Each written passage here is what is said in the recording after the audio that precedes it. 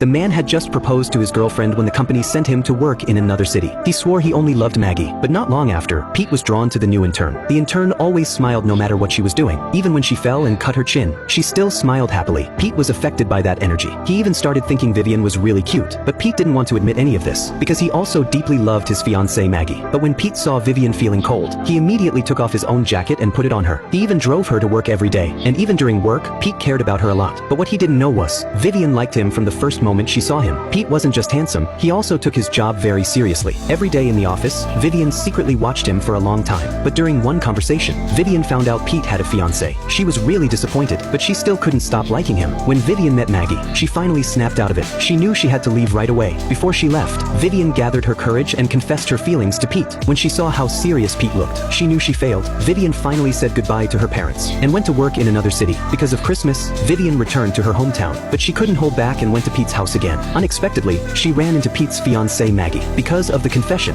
Vivian didn't dare look at Maggie. She lied and said she was just passing by, and stopped because the yard decorations looked beautiful. Maggie smiled when she heard that, but soon she added that Pete was about to sell the house. Vivian was shocked. It turned out that what she said back then made Pete make such a big decision, and that made her realize Pete liked her too. Vivian started crying. It turned out that when she left her hometown, Pete had been quietly watching her from a distance. That was when Pete realized he had already fallen for Vivian. But when he thought of Maggie, he forced himself not to chase after Vivian. He could only treat Maggie even better than before. To cover up the guilt he felt toward her, Pete video called Maggie every day and ordered her favorite cake. But when Pete saw the fruit Vivian had sent left at the door, he realized he had never forgotten Vivian. He understood that his relationship with Maggie could not go back to how it used to be.